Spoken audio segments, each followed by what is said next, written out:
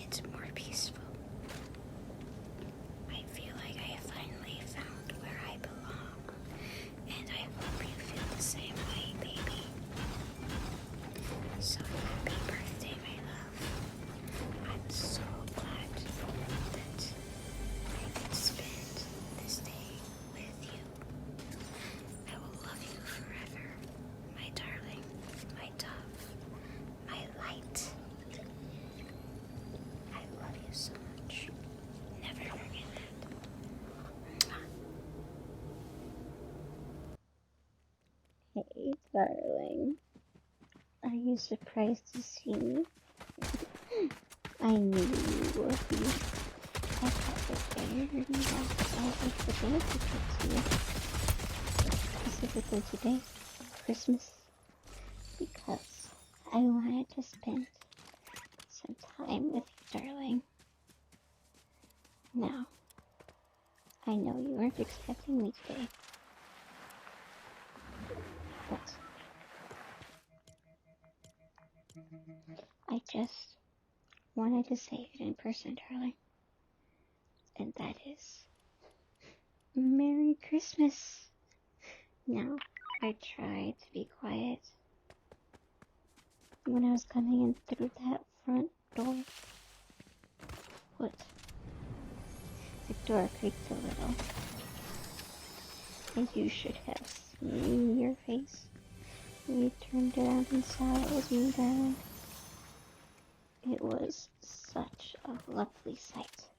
And you know what? I just have to say, I never get tired of your smiles. So come here. Let me hug you, darling.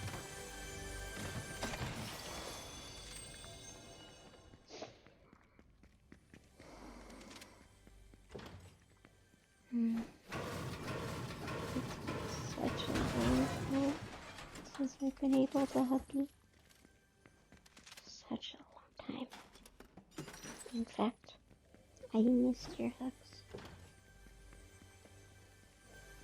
And it's very warm in here now. I love your hugs. Never forget that, darling. And I'm glad it's so warm in here now because it was chilly outside.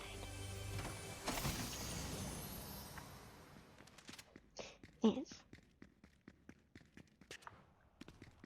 I don't know if you know this, but it was even snowing outside there, darling. And I know how you love a snowy Christmas. In fact, I love a snowy Christmas too, darling. So, this is going to be fun for both of us. I can't express enough how excited I've been for this all day. And how much I've been waiting to see you like this. And I've just wanted to be, and I usually super just wanted to show up like this all week long. With no bigness, because I just want to be with you, darling. That's all that matters to me, is being with you. Now, I don't know about you, but I'm getting a little too warm with this coat on. So, let me take this coat off and get properly inside here, into your wonderful home.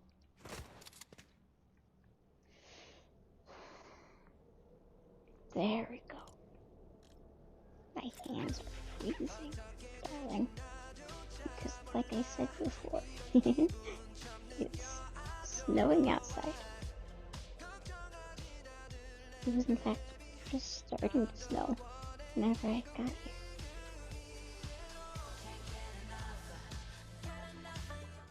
So, now that I have my coat off, baby, how about you and I go sit down for a minute? Because I don't know about you, but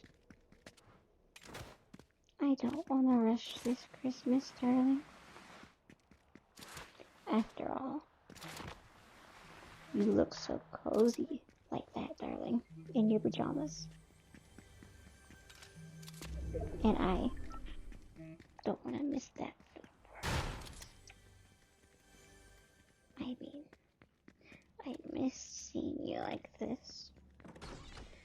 You look absolutely stunning at all times. Even when you're in your pajamas like this. Now, I know Christmas can be strange sometimes for you, baby. Almost quiet or heavy. So I thought, why not make Christmas special this year? For the both of us. Because I just want it to be a nice, peaceful Christmas for the both of us, darling. And, wait. I smell something, darling. Did you make something warm? Are you in the middle of making something when I walked in through this front door? What did you make? 'Cause it smells delicious. Did you make coffee? Tea? Hot chocolate even? Oh, you say you made hot chocolate? Well, that sounds absolutely delicious. In fact, it smells delicious. So here. How about I go get some for us to share? I'll be right back, darling.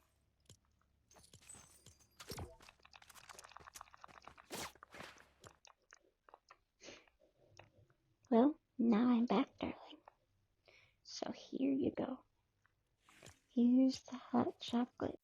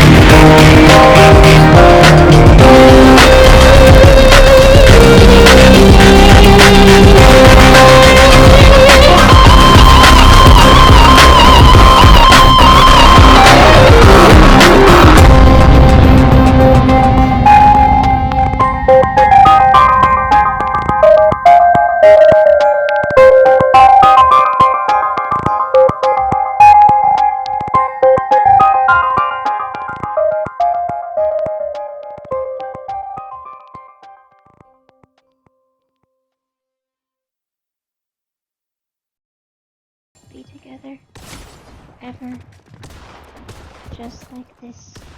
And this singular moment on this bird on Christmas.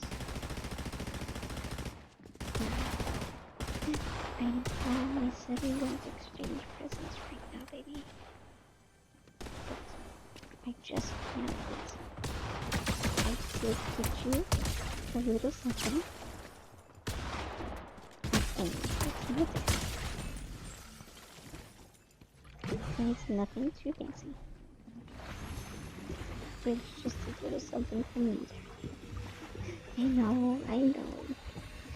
We said we wouldn't give each other gifts this year. But I really couldn't help it, darling. I wanted to spoil you. Now, you don't have to open it fast by any means, darling. Take your time to open it.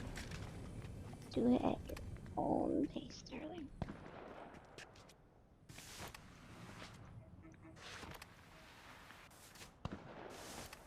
That's right. Just open the present at your own pace.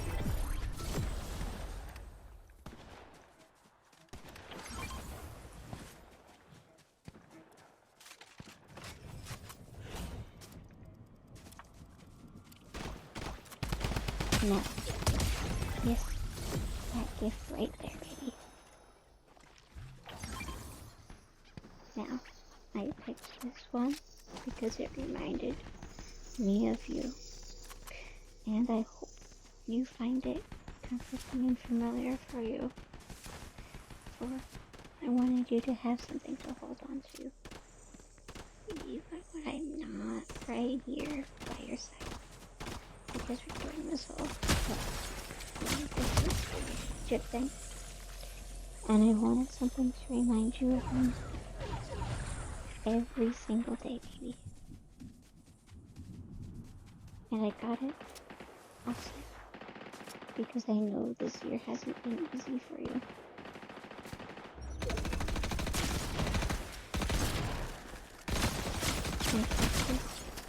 I know something is a lot of your use for you, darling. But I just want you to know that I'm here and that you're safe, darling. You're cared for and you're loved. You don't have to be cheerful. You don't have to pretend anymore, baby. You're safe and you are loved. I am just happy to be with you and you with me right now. Such a nice day. Let's just while we open the rest of the presents. And let's just leave the soft lights on. Does that sound good, baby? Yes? Well, that's exactly what we'll do, darling. It feels peaceful like this, doesn't it, darling? Just the two of us. Like this.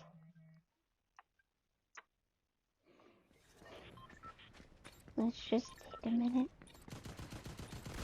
and appreciate the silence, darling.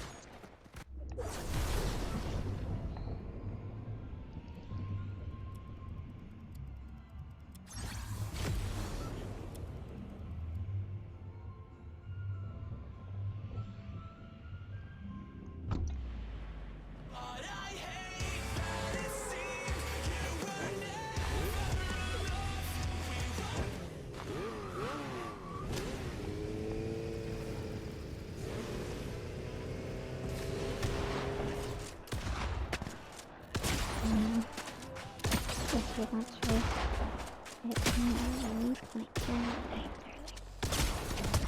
Go ahead. You can rest. I don't mind. Just listen to the sound of my breathing. Just listen to the quiet, darling. Feel the quiet even.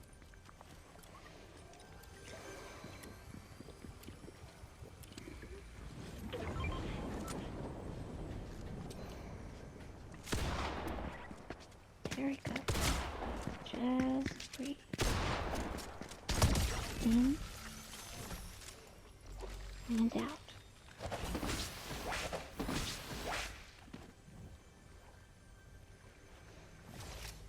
In and out.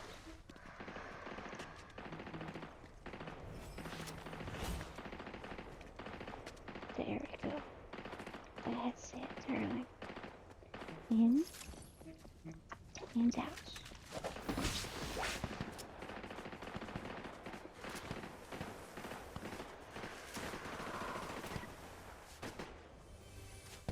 That's great, darling. You're doing amazing. In fact, this is my favorite kind of Christmas, darling. So how about you close your eyes now, darling? Let yourself drift off into relaxation. I've got you. You're safe now. You don't have to worry about a single thing. I'm right here for you, darling. And I'm not leaving anytime soon. So Merry Christmas, darling. I am really glad that I surprised you today. Go ahead and drift off and sleep now. I'll be right here when you wake up. Don't worry. I'm not going anywhere. Good night, darling. And Merry Christmas. And don't forget, may the best thing that's ever happened to you, darling. I love you. Good night. Merry Christmas.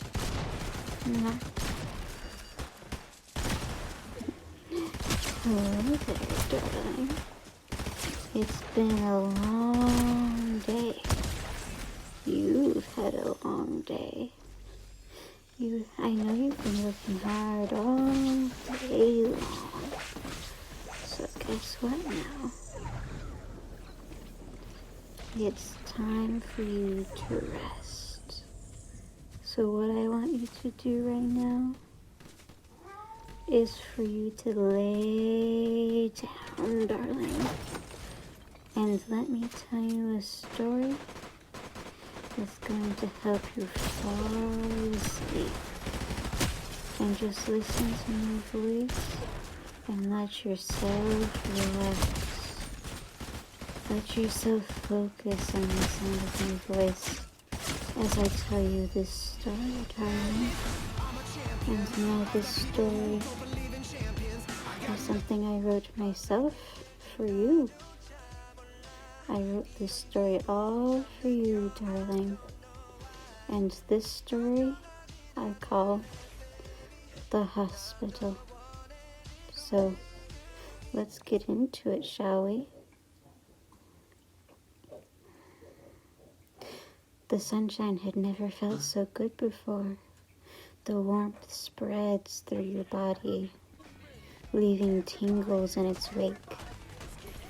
It's been too long. Far, far too long. Decades too long. So much so you must look like a vampire by now. In fact, if the sunlight hit you just now, you might expect to see yourself sparkling in the mirror. Finally they had set you free from behind those glaring white walls that had kept you captive for so long.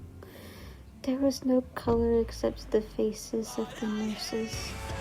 Even then, they only had the color from their lifeless eyes, and each one had a golden honey-colored form that seemed unnatural. Their skin was no better. It was a deathly grayish pale. To add to it, whenever we touched, it felt as though they came directly out of a freezer. Not even their hair had any color. It was a blinding white, like those white lines you see in the middle of the road. Yet, the only person who seemed to have any color was the head nurse, and they came to check in on me periodically. I look forward to his visits because, well, he had a rich bronze umber color to his skin, much like a piece of dark chocolate covered in caramel. His eyes were even more stunning in an unnatural sort of way. They had a deep crimson color to them that burned with an intense passion.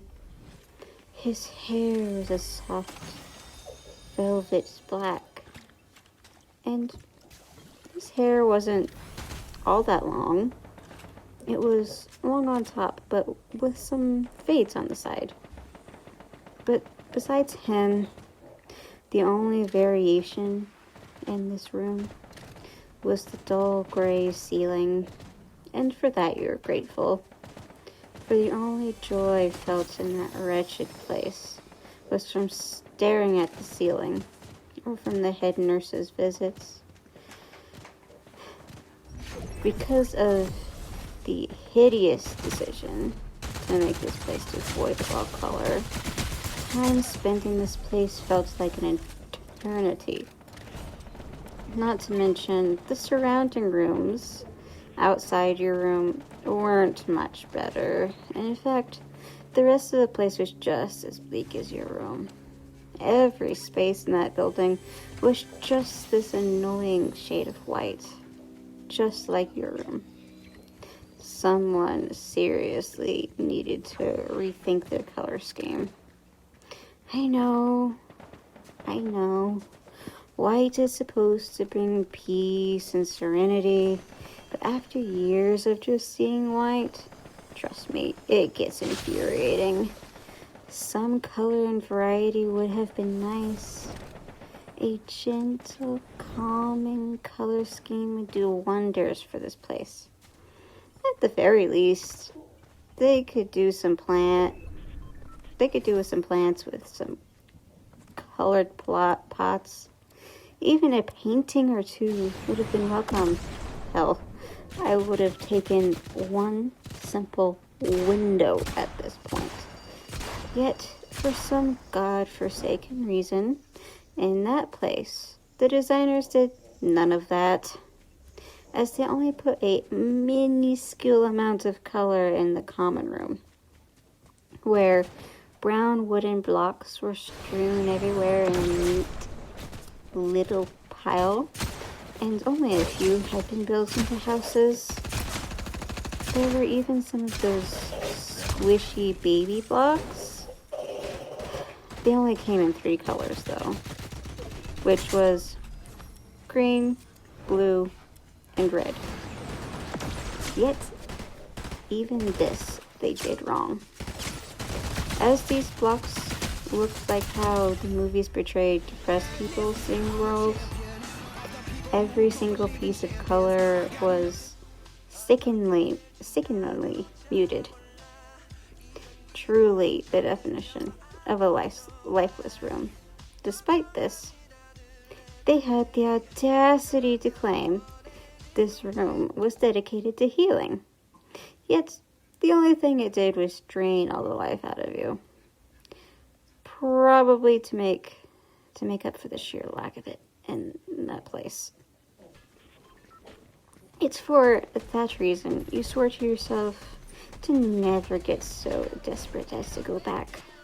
Not to something so devoid of life. Not now that you can actually look outside and almost taste the colors. You'll never go back to only seeing a fraction of the million different shades we as humans can see. You can't. You may actually go mad if you ever went back to this place. In fact, cursed be the day you're ever trapped in a mostly white room again.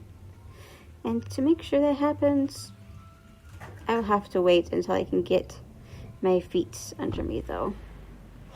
Right now, my government assigned living quarters isn't much better than my little white room.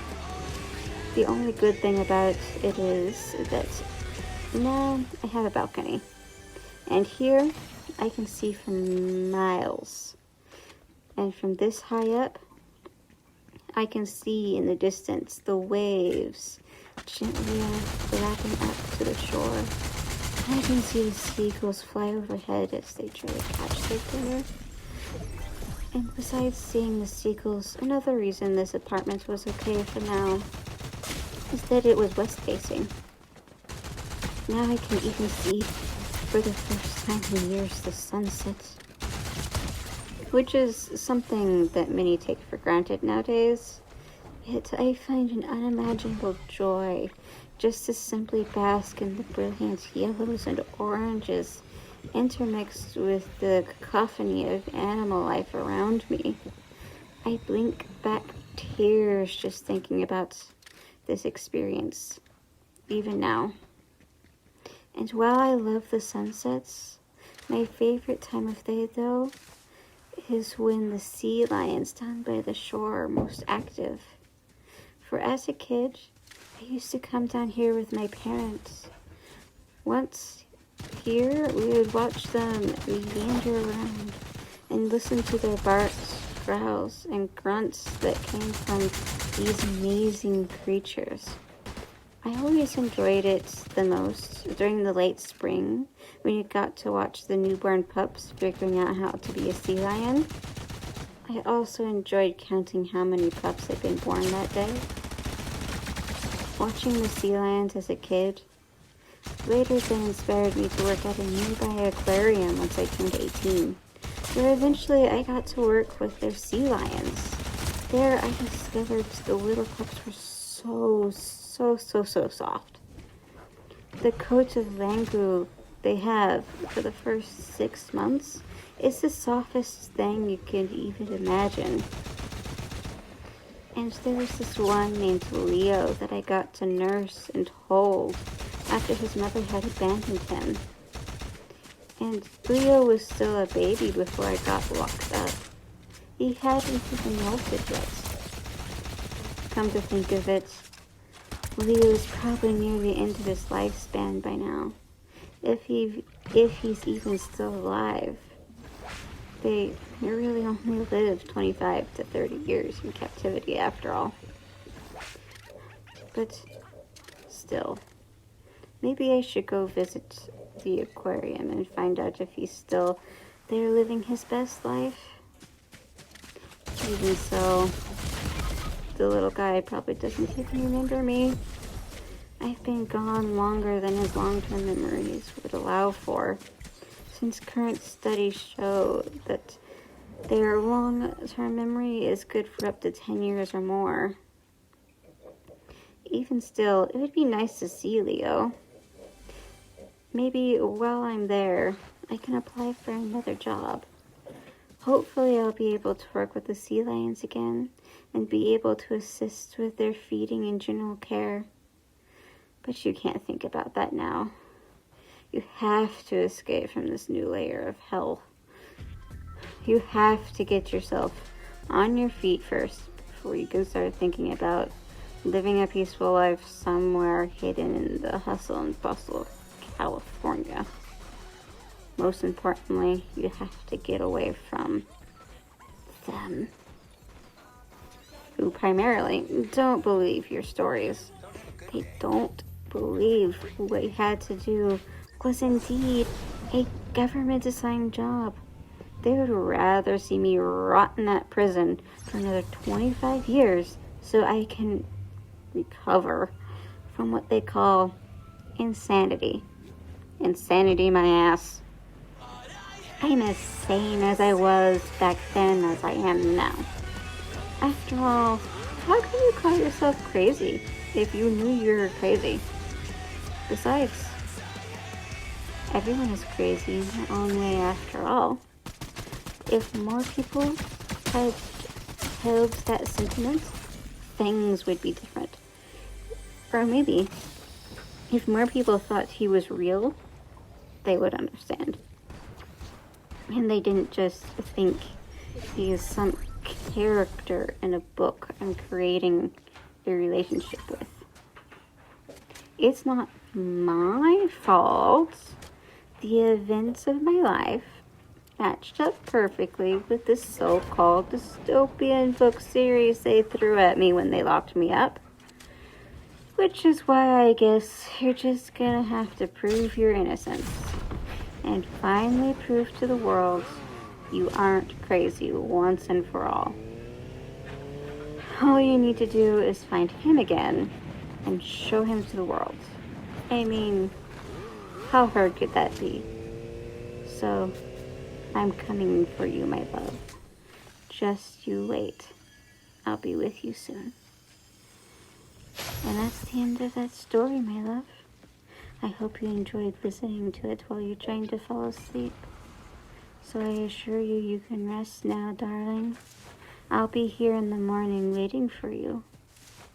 You can sleep now and relax. I love you. And I'm coming for you. Hey, baby. It's nice to see you again. And it's time for me to read you yet another story. And, in fact, I'm glad you can make it. And I hope you can find some comfort in me reading you this story.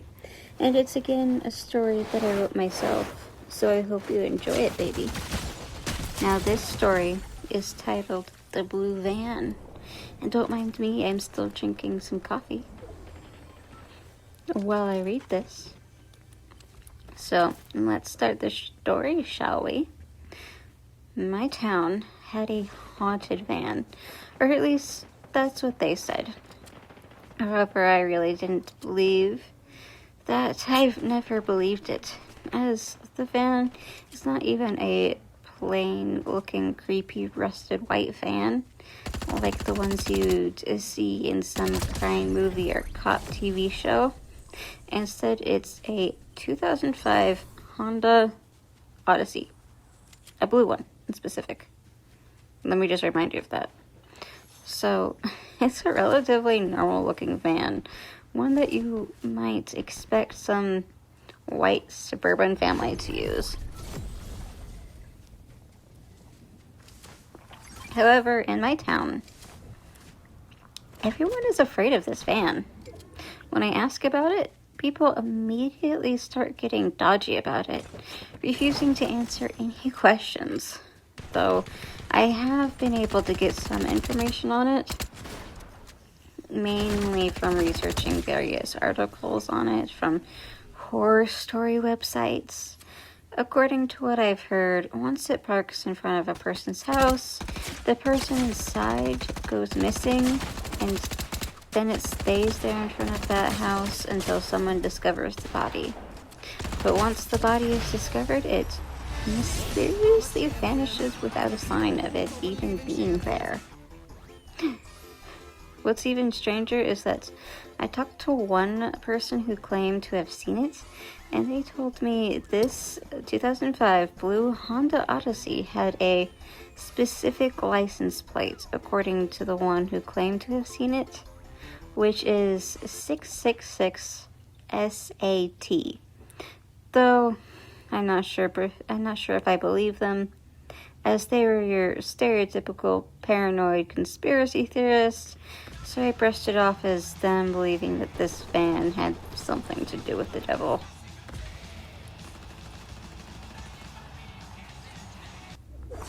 That is, until that exact van parked in front of my house one morning.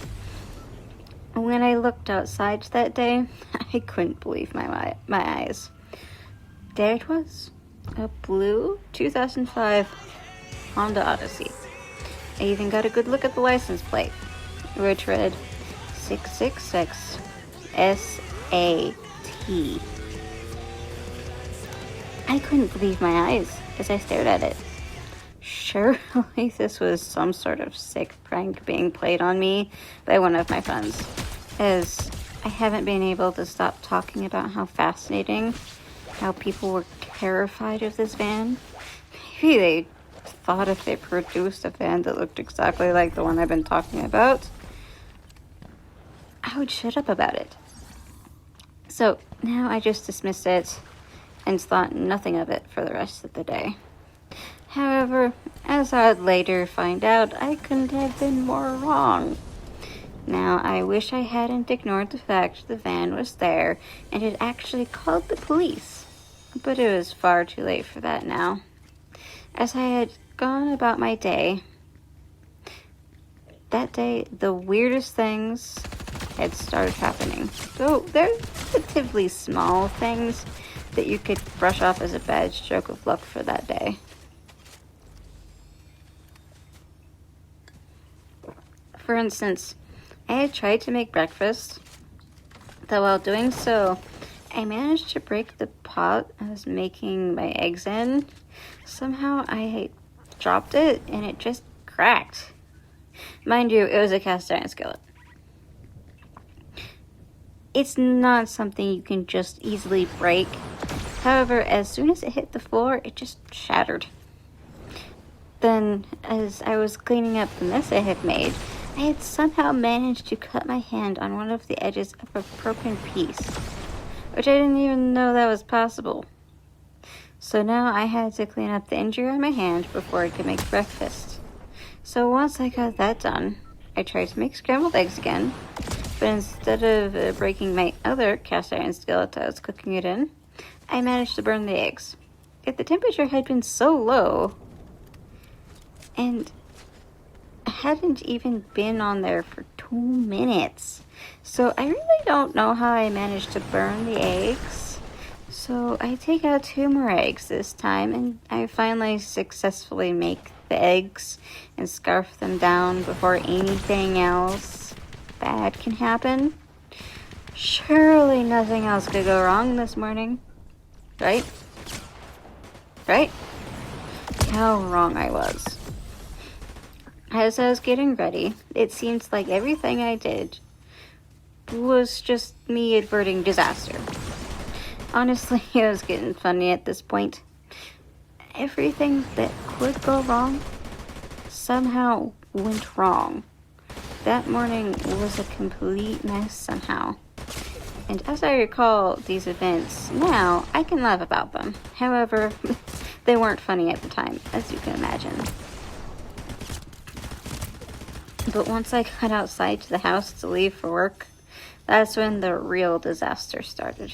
Because somehow, when I started out the door and walking towards the car, I managed to trip down my porch stairs. But again, whatever, I can be clumsy sometimes, so I picked myself up and walked to my car. However, when I got in it, it wouldn't start.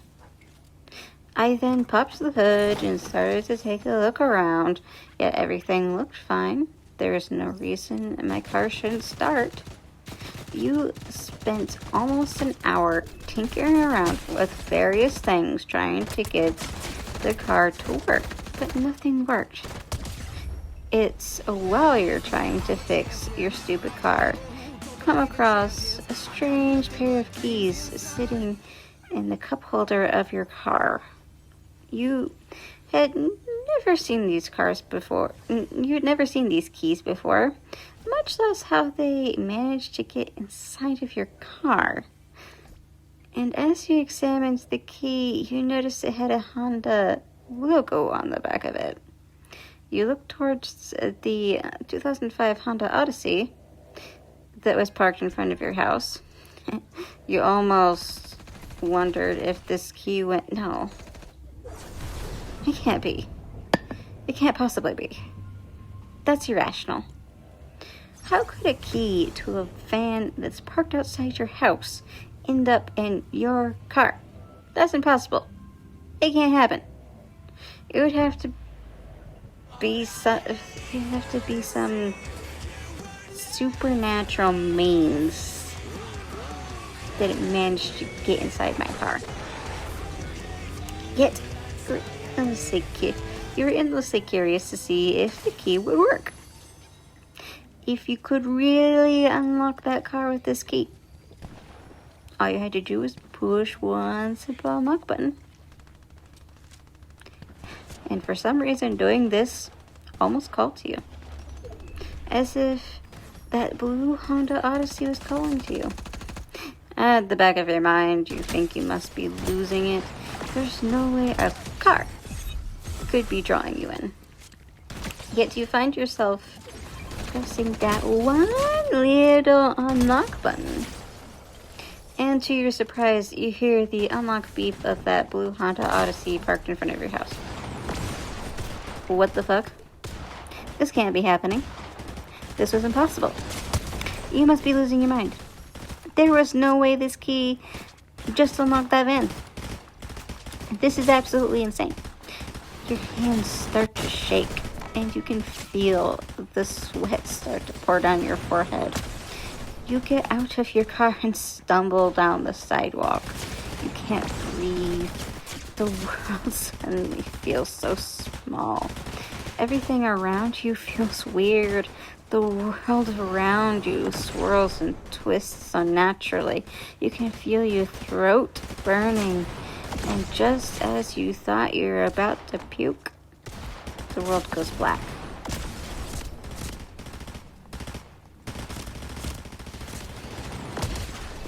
You jolt awake, and nothing looks familiar. Instead of being outside, you're awake inside your room, staring at your ceiling. Not only that, you're in your bed. There's even some puke on your sheets. Maybe, just maybe, that damned blue van was just a dream. You hope it was. Just some weird fever dream. I mean, you can't go through that horror again. And you lay there for a minute just thinking about what just happened. Shocked even that you could unlock that blue van. The way you just black out after unlocking that van is unnatural as well. You'd never panicked so badly before. Nothing could ever describe the terror you had felt in that moment. Surely what just happened couldn't possibly have happened. No, it's virtually impossible, maybe. You just had a bad dream. Yes, that's it. You just had a bad dream. Nothing to worry about here. But that's when you spot it. The key to that blue Honda 2005 Odyssey is sitting right there on your nightstand. How should it get there? More importantly, if you pass out outside, how'd you get in your bed? Did someone pick you up and put you inside? But how'd they find the key to your house and to know which one to use? You locked the door before you left to try to go to work. Scarily, they could even still be there. And that thought makes your blood run cold. And at that very moment, you get up and make a thorough search of your home and check every single hiding place, even the improbable ones, just to make sure no one was hiding in your house. You heard of people disappearing after that blue van appears, so maybe some nefarious person was behind it. Yet, you can find no one in your house.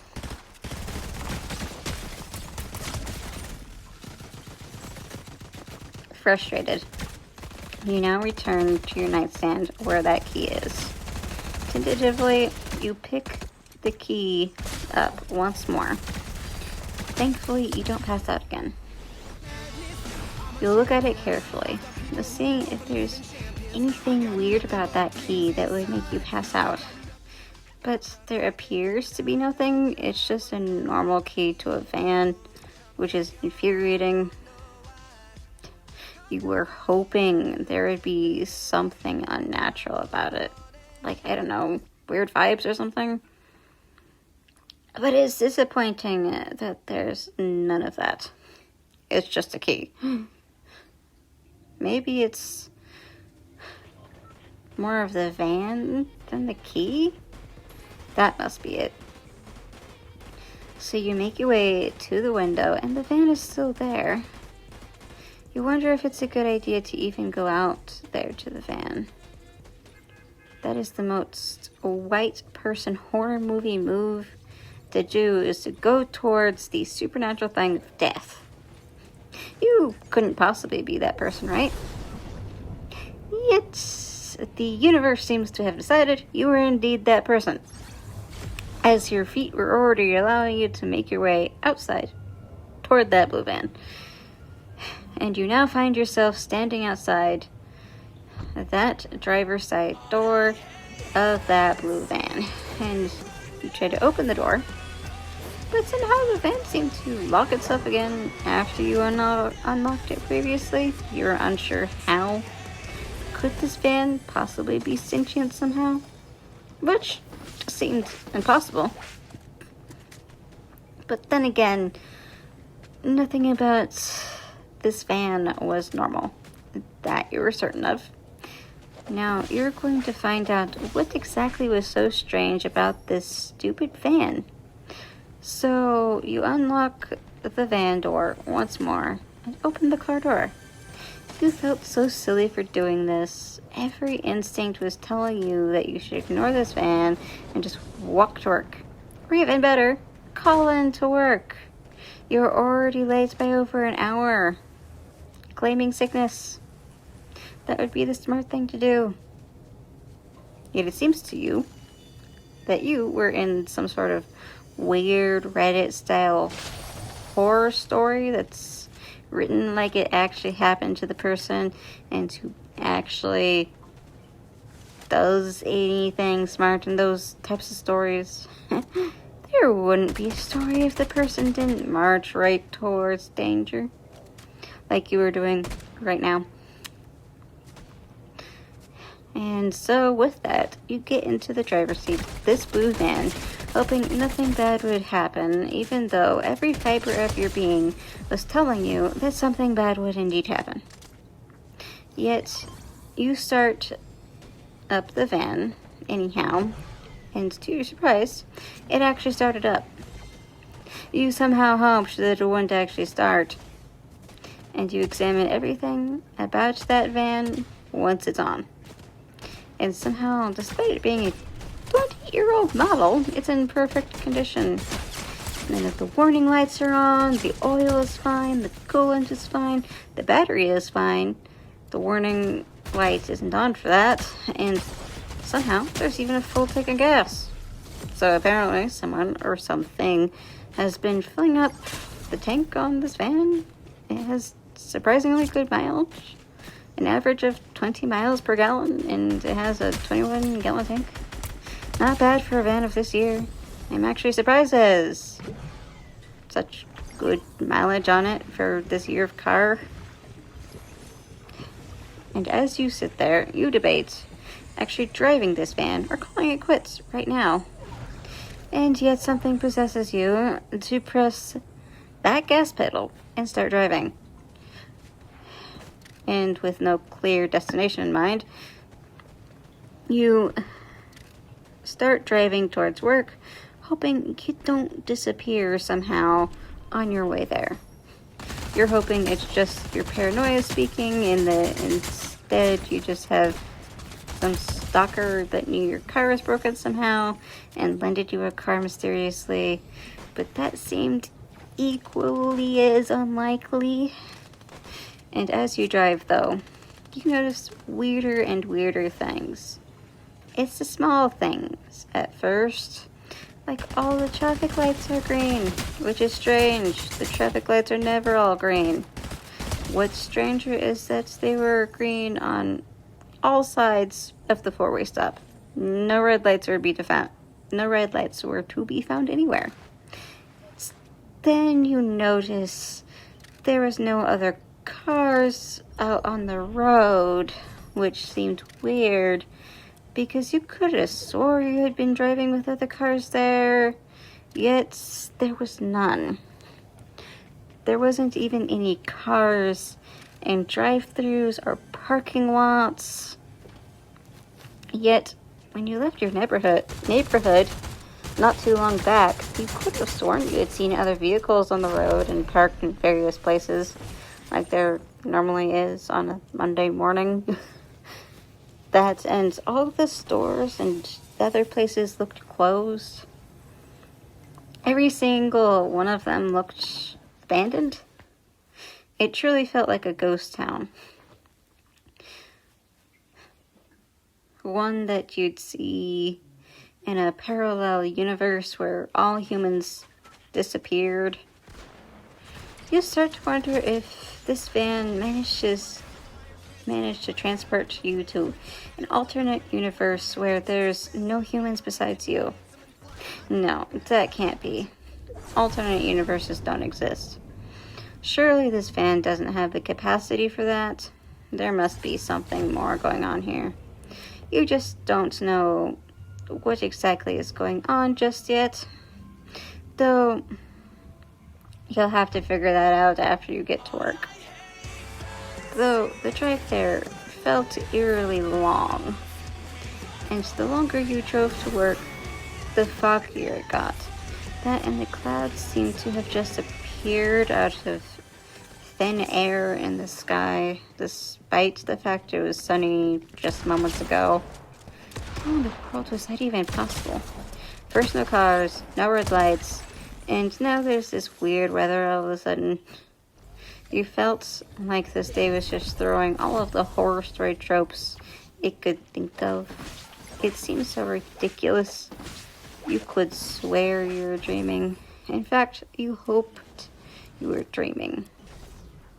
And what seemed like an eternity later, you finally arrived at your work. And you step out of the van. But once you do, an eerie feeling washed over you. Everything about this was wrong. First, there's no cars in the parking lot, despite you being nearly 2 hours late. That you just realized your manager had never called to check on you to see if you're coming into work. You had heard her call other people on your team if they were running late, and she had even called you a few times when you were running behind. You were running 2 hours behind today, and yet no phone call. To top it off, the building looked pitch black inside. Usually there's at least some lights on for the security guard, and they turn on and off depending on which floor he's on, and yet none of the lights seemed to be on. It was 10:47 in the morning. All the lights should be on, as it wasn't lunchtime yet, but even if it was, they have to keep on the lights on. It's standard regulation, since most people ate lunch in the office anyhow, and you need to keep the lights on if there's people in the office. You unfortunately didn't have a key to unlock the front door either, but you should probably try it anyhow to see if they remembered to lock up on Friday. So you approach the front of the office building, and as you do, the eerie feeling you have only intensifies. What's more unnerving is that you feel like you're being watched. And once you reach the building's doors, you try them, but as you expected, they were locked. So it didn't matter if you were late or not, as there's no one here. No wonder you didn't get that call. Yet, despite the fact no one's here, you still can't shake the feeling like you're being watched. A pit of fear starts to pool in your stomach. Nothing about this is correct. You try that door again. More of disbelief that it's actually locked. But when you do that, blue van's headlights shine against you, acting like floodlights. Your blood runs cold. There's no way they just did that. You turn around slowly towards the direction of the blue van you drove here. You immediately regretted it. There in the headlights stands a single, shadowy figure with no arms, no leg, no head, no legs, just one dark, indistinguishable, shadowy figure. It looked ghostly, its edges fluid and soft. It looked more natural, propped up against a concrete wall instead of blocking some of the light from the van's headlights. Now you understood why people disappeared after seeing that van parked in front of their house. You're sure they all saw the same shadowy figure, but what fate they met after seeing this is unknown. But you're pretty sure what fate it was, as you felt pretty sure you're about to go meet God earlier than you should. But you couldn't give up without a fight. Yet, it is with that one final thought blackness consumed your vision. You hadn't even seen its approach, but in less than a second, in that moment, you were gone from all reality. No chance to fight back, no chance to flee. Instant blackness, instantly transported into a pit of blackness. But even here, something felt off. You weren't quite dead, but you're not quite alive. And that's when you heard it. A steady thump, thump, thump, thump bellowed through this room, much akin to the sound of a mother's heartbeat. Yet it was loud and overwhelming. It almost sounded like there are multiple heartbeats coming from every direction. All you could hear was a very loud thump, thump, thump, thump. It was driving you mad, and time seemed to feel like an eternity here. Not only that, but it was uncomfortably warm here. You could swear you could feel other people right next to you, in front of you, and behind you. In fact, you could swear you felt one breathing right down your neck. And then it dawned on you. This is where all those missing people ended up at. Here in whatever hell this is. You struggle to try to get free from whatever this place is, but you find yourself unable to move. And the more you struggle against whatever force is holding you here, the more it feels like it's holding you down. You find an unbearable tightness in your chest. This feeling only gets worse as the unending horror that you're trapped for possibly the rest of your life here finally sets in. You hadn't really lived during the small amount of time you had in the world. If only you hadn't driven that darn 2005 Honda Blue Odyssey to work. And with that final singular regret, your name joins the missing persons list. This missing person's file reads as this. Name, Arosata. Date of birth, 16th of July, 2001. Description. She is a blonde young woman, though she had recently dyed her hair blue. She is in her early 20s and small in stature. She was last seen wearing a black t-shirt and jeans when leaving a friend's house Friday evening on September 12th, 2025. If you have any information on her, you're encouraged to call the local police station or this phone number, 503-877-2649. Please do not hesitate to reach out. So thank you for listening to my story, darling. I love you, and I hope you can find some solace in this story. And don't worry, I'm not going missing anytime soon. I love you, and good night. Good evening there, baby. I'm glad you're here.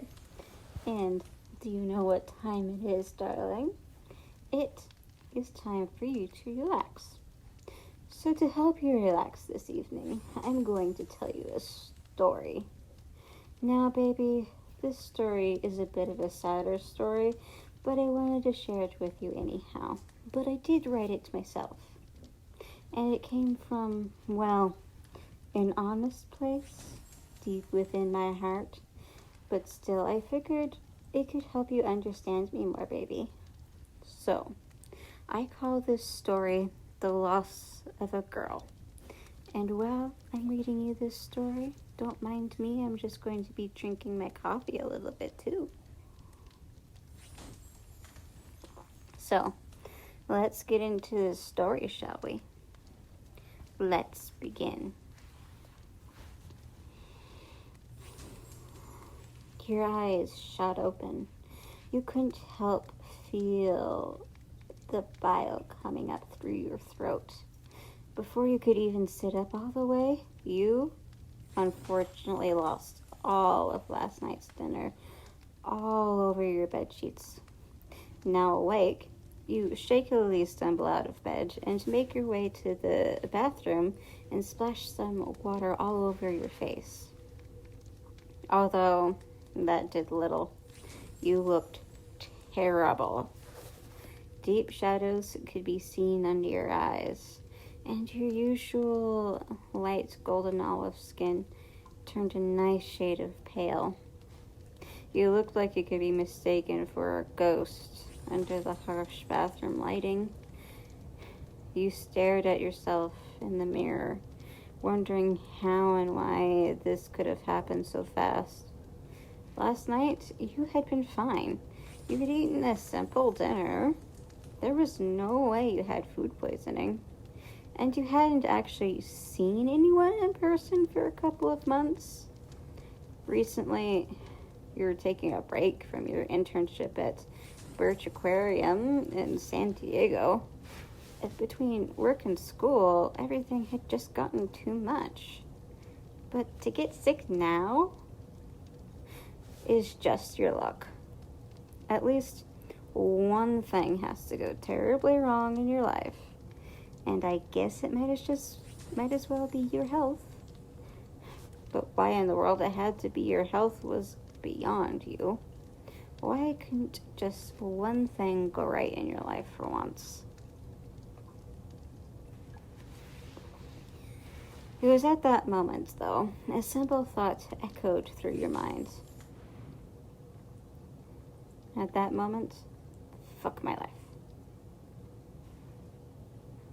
You could feel the weight of the world urging you now to go back to bed instead of standing there in front of this mirror. You wish you could listen to it, but not today. Today's not the day to back out. You cannot back out now. You had chosen this day to do what you needed to do, regardless of whether or not your body had decided to fail you. Instead, you had to push yourself away from the bathroom mirror. You managed to do so and get yourself back towards your bed. You wish you could just lay back down, but not today. You cannot lay down. Instead, you clean up, throw up on your sheets and put everything in the wash, and you get some clothes on and make your way up the front door. And as you walk out the apartment building, you're greeted with a dreary day. Dark clouds loom in the distance, threatening rain. The air even smells of rain. You had always loved the smell of rain, so it was somewhat comforting, yet not comforting enough for what you're about to do and where you're going to go. But before you reach your destination, you decide to wander around your favorite destinations for a while. This takes you all across your town. First, you visit the aquarium and check out all your favorite animals. You first pass by the abyssal comb jellies. You enjoy watching them as they're pretty rosy red predator. You, however, enjoy just watching them float around the habitat the aquarium created for them. Next, you come across the African penguins, which you'd always loved watching their antics as they wander around their space in the aquarium. They splash and play, and their patterns make it entertaining to watch. It's almost as interesting as watching the barrel-eye fish swim around. I have always loved watching them. as their transparent domes on their forehead are fascinating. I also find their bright green eyes that point upwards to be one of the most interesting eyes within all the many different types of fishes there are. I also love that these eyes allow them to spot prey above them in the water. And if they can even rotate their eyes forward if needed.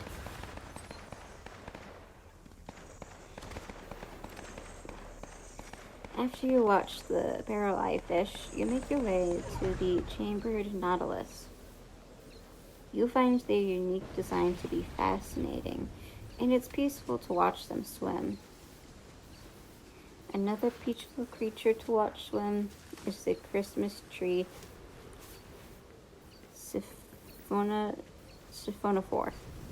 It may look like a holiday tree, but the lights on their tentacles are peaceful to watch. So after peacefully watching both of these creatures, I move on to one of the aquarium shows with the bottlenose dolphins. I always loved watching them play and do tricks. I watch them do flips and waves and jump through hoops. And after the show ends, you get up and make your way over to the dolphin fish. You love watching those fish because they look like if a beluga and fish had a baby. They're absolutely funny creatures to watch swim. After that, you move on to one of the, cuter creatures. That is the flapjack octopus. They're tiny and orange, but the fact that they resemble a strange, lumpy pancake makes them adorable. I wish you could have one as a pet, but I think I would want to squish it too much than it would like. Though, soon you move back to a creepier looking fish, and that would be the Pacific viperfish. These are fascinating as they look like something you'd find out as an alien in some horror movie. But its creepy demeanor is still incredibly interesting to me. However, you can only watch them for so long before you need something else to watch. So soon you wander towards the red paper lantern jellyfish. These are simply pretty to watch as there's this red or pink coloring to them. It's almost calming to watch them float through the water.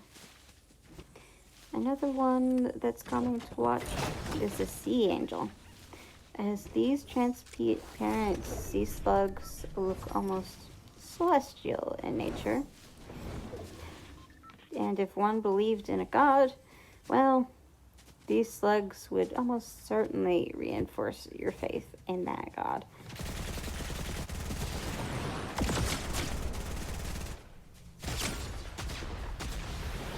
So, from this cute little creature, you make your way towards the wolf eel. Unfortunately, it does not look like its namesake, though I wish it did.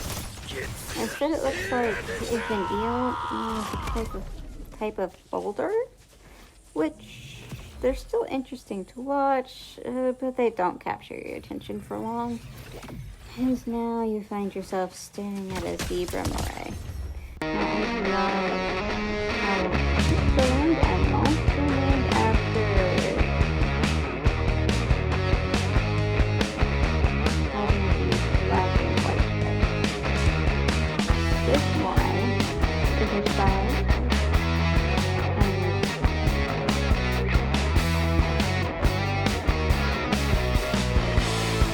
this moray is child.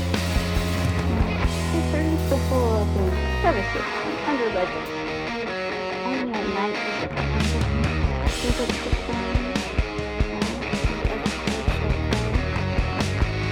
What makes them even more creepy is that a lot of the moray says that when you feed the crab and hold on to fish and other fishing shows, the seasonal moray has legs with the right feet, which are perfect for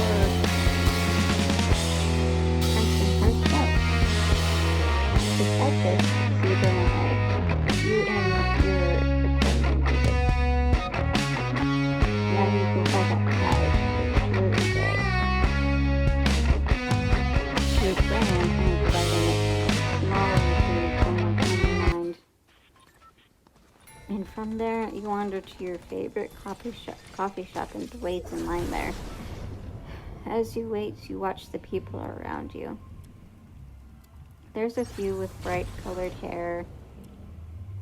Most, though, are people in suits and dresses, likely due to the fact there's plenty of state office workers near this coffee shop. This place likely offers them a small reprieve from the stress at work, as they have worry written all over their faces. It makes them look significantly older than what their age actually is. Come to think of it, I sure hope I don't look like that, and I hope I never do. That's the absolute last thing I need, especially now. However, despite the crowd here, the line still moves quickly. Soon, it's your turn to order. You already know what you want. You order your favorite, the white chocolate mocha. Once you have your favorite drink in your hand, you move to a quiet spot in the corner of the coffee shop. You sit here just watching the variety of people pass by, both in the shop and outside. The variety you can observe in a city like this has always fascinated you. Seeing everyone with different backgrounds come together and live in one spot. The mixture of skin tones, clothing choices, hair choices is something that's always amazed you. You wonder what they're all doing out and about on a truly day like this. What chores or appointments do they have today? Are they going to work? Or are they coming home from work? Do they have a date with their partner today? What's going on in their lives that makes them who they are as a person? Is passing by this shop part of their daily routine? It's answer to these questions you'd like to guess at when watching all of the people pass by. Some of the people walking past even have their pets with them, which you see a variety of pets. It's mostly just dogs, though. It's interesting to watch the loyal companions walk along with their owners, though.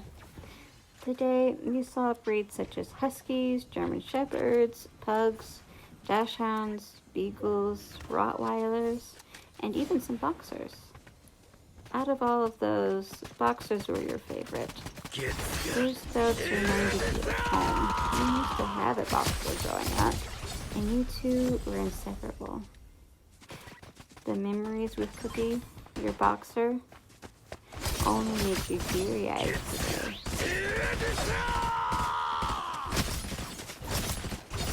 So, you draw your eyes away from the street and focus on finishing your mocha.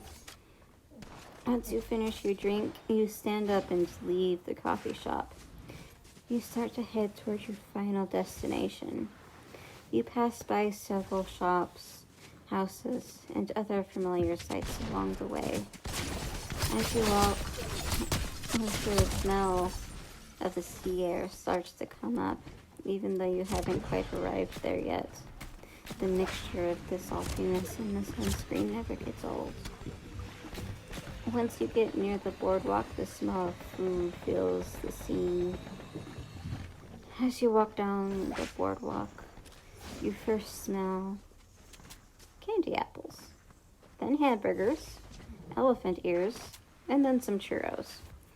You even pass by a street vendor selling hot dogs, loaded fries, nachos, and tacos. Right next to it is a shop selling deep-fried donuts that look delicious. You make a quick stop at both of these shops and you grab some loaded fries and a fried donut. And then you take the food down to the end of the boardwalk, where the smell of kettle corn wafts through the air and it mixes with the salty air of the sea.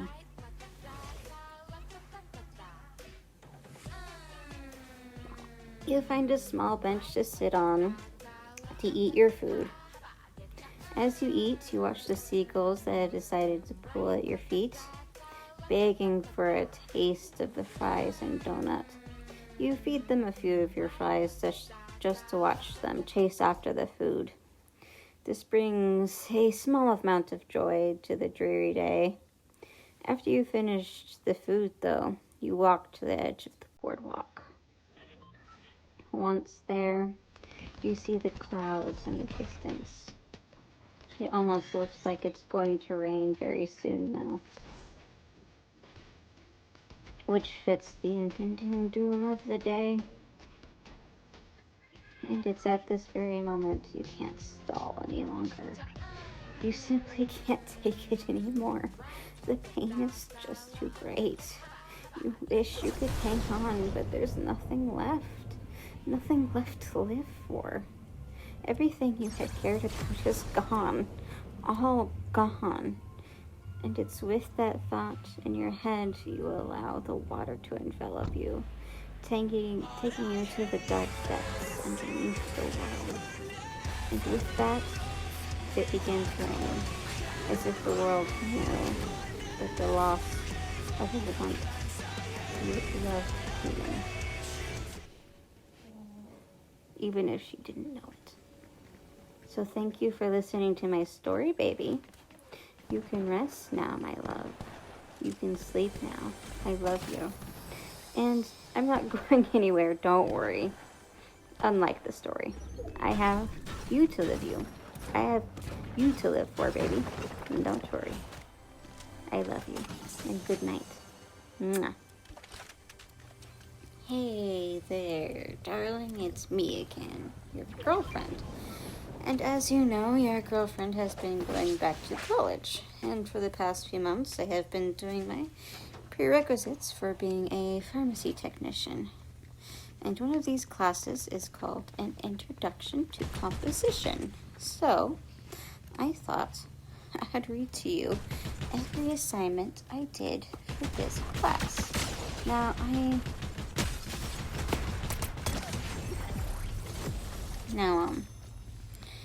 I don't know how long this will take, but it might take a while. So, I just wanted to say, feel free to fall asleep while I read these to you.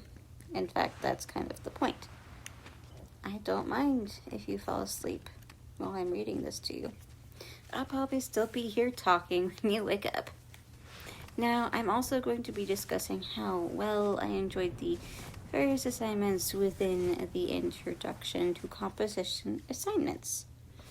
Now, for week 1 of this class, my professor wanted us to write a paragraph that describes who we are as a reader and a writer. He was like, if you want to, you can mention the kinds of regular reading you do and the reasons you do it, as well as the regular writing you do and the reasons you do it. So here's what I said for that assignment.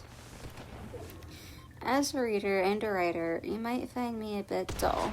However, that wholly depends on the reader's definition of the word. So who knows, you might find me utterly fascinating or the dreariest reader and writer you've ever seen. Now, to describe myself as a reader in a brief sentence, you can see the very encompassment of my soul through what my mind chose to pass before my very eyes. Considering that the worlds my psyche wanders are perfect for what my spirit needs in terms of adventure and healing. Works such as Outriders, 50 Degrees South, The Last Wish, and Influx are the types of adventures my imagination likes to take itself on. If you were to read these yourself, you would, in essence, find who the person writing this paragraph is. Typically, this type of reading is done for fun, so that my consciousness can explore new cultures and worlds. However, since the start of school, my regular reading has predominantly been the required course materials. And when describing myself as a writer, it depends on the context. Take, for instance, If one, such as myself, finds them writing for school, it's rather formal. And typically, in formal writing,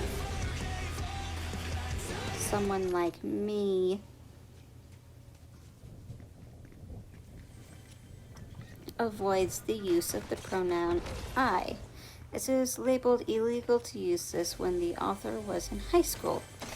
Therefore, when referring to myself, it's habit to refer to myself as something other than the word I, and as you will note, even today, the author, me, can't bear to bring themselves to use that word. Even in semi-formal and traditionally formal writing. Aside from writing academic papers, either for school or for fun, the author finds themselves dabbling in creative writing in the form of short stories. When writing creatively, the author, me, finds himself switching between second and first person, depending on what's needed for the scene being written. In addition, these short stories are horror-based, so switching between second character and first person allows for making them even creepier. So in conclusion, that is me as a writer, and one would hope that wasn't too dreary for you to read. Sorry, I am also trying to play Fortnite while reading this to you, so forgive me, my darling, for trying to play Fortnite at the same time and completely losing. Not sure if playing Battle Royale is the best decision for this type of podcast, but oh well, here we go. So now for this assignment, I kind of enjoyed it actually, but it was also a pain to write it, if you catch my drift. Because I don't know, in formal writing for English classes, I'm always so afraid to express my opinions, considering that I'm used to writing research essays to where you don't dare express your opinions, you're just stating facts. So having to state who I am as a reader and a writer was quite uncomfortable for me. And with that assignment done, that actually leads me into week 2. And for week 2, my professor wanted me to discuss Joyce Carol Oates' essay, To Invigorate Literary Mind, Start Moving Literary Feet. Now, I'm going to link to where you can find this essay to you directly in the little description board down below that we use to talk, my baby. So you guys can read it if you so choose. It's actually an interesting topic. Now, our professor wanted us to choose one of these elements to discuss for her essay, specifically the main point or thesis statement, the tone, word choice, or the audience. The audience being to whom Oates is writing to and describing her ideal audience.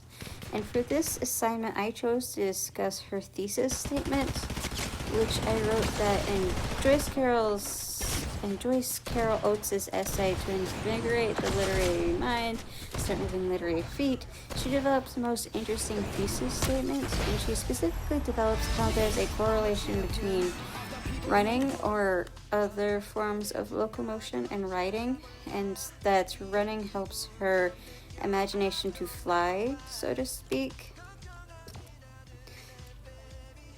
And to back this up, Oates provides evidence on how running stimulates her creativity to the fullest and provides inspiration for her writing.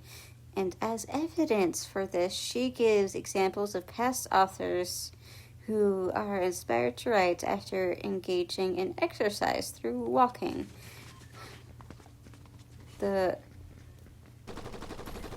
examples she provides are Walt Whitman, Henry James, Charles Dickens, and even Henry David Thoreau. Each of these... Hold on, I am currently being shot at. But anyways, each of these examples backs up her own personal experience with running and triggering her imagination, and those perfectly illustrate her thesis statement that running, or at very least walking, powers the creative process. Baby, I need to go find a place to hide real quick.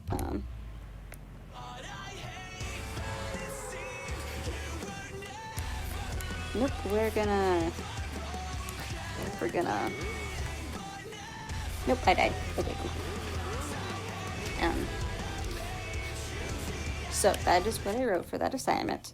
And for this one, I actually liked writing it because I love figuring out how thesis statements develop throughout the essay.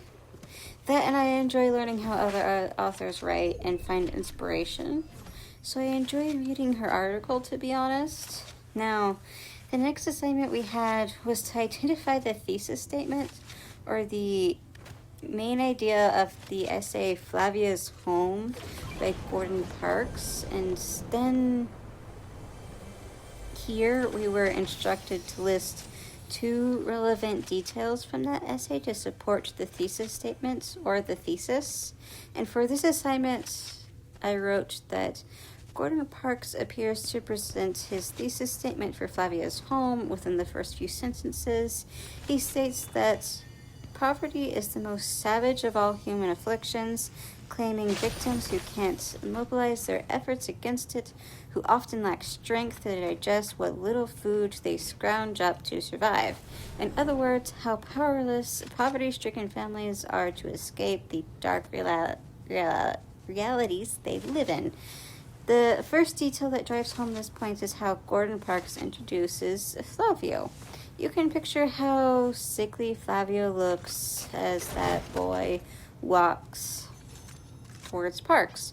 In your mind's eye, you can clearly see Flavio's thin body only covered by filthy, likely ragged denim shorts, his sunken eyes, cheeks, and yellowed skin due to jaundice. When Parks describes Flavio coughing, you can almost see the pain on Flavio's face. All of this perfectly represents at the outset the bleakness associated with poverty and how powerless this 12-year-old boy would be to fix it, even if he wanted to. Another important detail that supports this is the fact that they had to reuse water. Park describes that Flavio had to wash rice in a large dishpan, then wash Zacharias' feet in the same water. They did not waste a drop of that now dirty water because Flavio put in a chunk of lye soap. Next, each kid washed their hands in that soapy water. Subsequently, Flavio washed their floor with that water, and as we know, this is prone to creating illness, only making those poverty-stricken even more powerless. And a detail that highlights Park's thesis statement, where Park reflected on the fact that one meal he had at his hotel would have fed Flavia's family for 3 days. In addition to that, Park observed Flavio's family only got 2 meals a day, as having 3 meals a day was out of the question. A final detail that drives how powerless those within poverty-stricken families are is how the doctor within their community could not help Flavio's sickness. That's because Flavio had bronchial asthma, malnutrition, and possibly tuberculosis. Sounds great, doesn't it? Sadly, at the doctor's office, they didn't have the resources to treat him. Even if the doctor had decent resources, the family was too poor to fix the malnutrition issues. That means Flavio's health is a death sentence for the poor guy. So now, for this assignment, it was kind of a sad one, to say the least.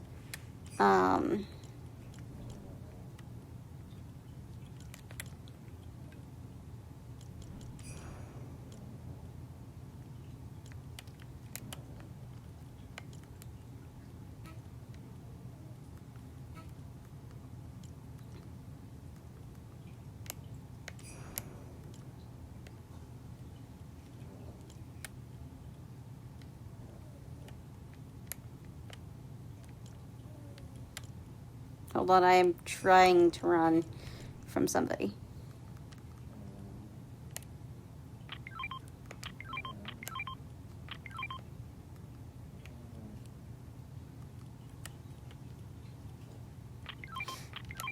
Now, for this assignment, it was kind of a sad one. It just made me sad to write it, to be honest. Mainly because I always find poverty to be sad. So I did not enjoy reading this essay. Nor did I enjoy writing it. Because now I'm sad. I'm sad just thinking about this essay. Flavio did not end up living a good life, but nevertheless, his childhood is just sad. And because of this, we are moving on to the next assignment. Now, the next assignment for this essay we had was to identify the thesis statements of the essay, How Facebook Ruins Friendships by Elizabeth Bernstein. And then he wanted us to choose one example that supports that thesis statement and either agree or disagree with it. So here is what I wrote for that assignment. Technically, you could argue that this essay contains two thesis statements. However, it really does not. Elizabeth Bernstein just takes a minute to identify her own thesis statement. Essentially, her thesis statement is that if we're not careful, our online interactions can hurt our real-life relationships. In short, Bernstein's thesis statement is, caution, online interactions hurt real-life relationships. There's one powerful example that highlights the truth of her thesis statement. She claims that occasionally social media is a center for passive-aggressive behavior. Bernstein uses Kimberly Kay's experience as an example. Kay was discussing healthcare reform over dinner. Then, when the argument continued online, it grew much more antagonistic.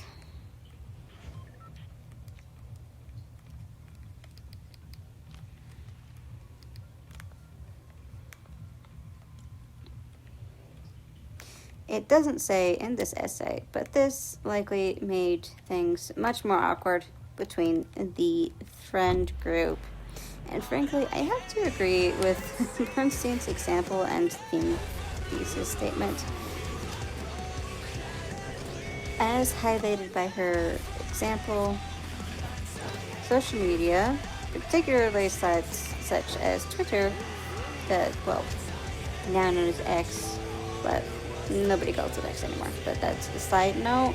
That's not actually in the essay. I'm just talking at this point. And Facebook can lead to passive-aggressive behavior. Considering now you get to hide behind the lens of theoretical anonymity. Now this is, mind you, just theoretical anonymity. Okay, side notes aside, where was I? That was something very important. I'm getting distracted.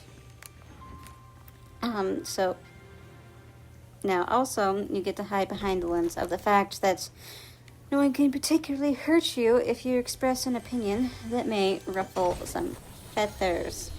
And let's be honest, if you express an opinion that may ruffle some feathers, let's be honest, this has a high likelihood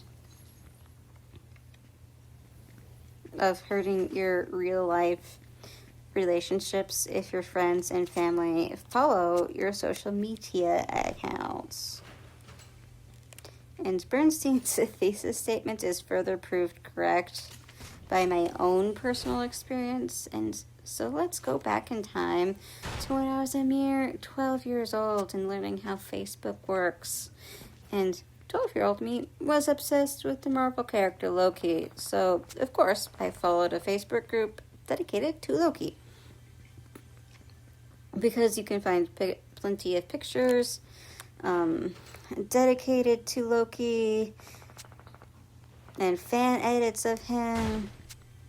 However, the adults in this group tended to be less than PG-13. And one of my aunts saw that I liked several posts from this group since likes were public. And I was innocently liking posts from a Loki group, not even looking at the comments. My aunt, though, had no way of knowing this and had assumed I was partaking in R-rated content that starred Loki as a 12-year-old kid. As a result of this misunderstanding, I got grounded and had to delete my Facebook profile. And ever since that incident, things have been quietly awkward between my aunt and me. Thus, you can say, and essentially it stifled any close relationship we could have had. Thus, you can say that through my own likes on social media, I accidentally hurt my relationship with my aunt permanently at only 12 years old. So this one I'm glad was brought out in English class because it's so necessary to watch out for the harmful effects of social media. So I enjoyed reading that article and coming up with this assignment because it's a subject matter I'm actually passionate about and agree with. And for the remainder of this discussion, maybe while I am reading you my essays for school, I think I'm gonna put down Fortnite. Actually, I'm trying to multitask, and I actually don't think multitasking is being good for me, is being healthy for me at the moment. So I'm just gonna put that down real quick, because I want to focus solely on you. Okay, so the next assignment we had was to identify and discuss a cause or an effect of happiness in the essay titled Happiness. That's it. That's the assignment. So here's what I wrote for that one. A cause of happiness. In paragraph 3 of the essay, Happiness, the author discusses one cause of happiness. To create that happiness, people should stay true to themselves and keep a personal sense of integrity. This is vital to someone's happiness because it's not uncommon for people to make choices based on the opinions of those around them, such as friends or parents. As a result, this leads them to craft what some psychiatrists call a false self. The concept of a false self was created by Donald Winnicott. To summarize this concept, the false self is a personality you create that pleases everyone. The result of this is that it makes you feel awful inside. Considering that the false self is created at the expense of their true desires and needs. However, as the author states in the happiness essay, when you are authentic to yourself, you're happier than those who live according to their false self. Thus, a cause of happiness is being your authentic self. And then I cited a few sources that back up my claims.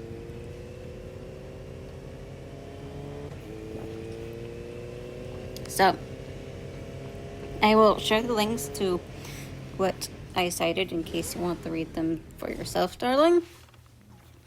But anyways, this was a nice assignment.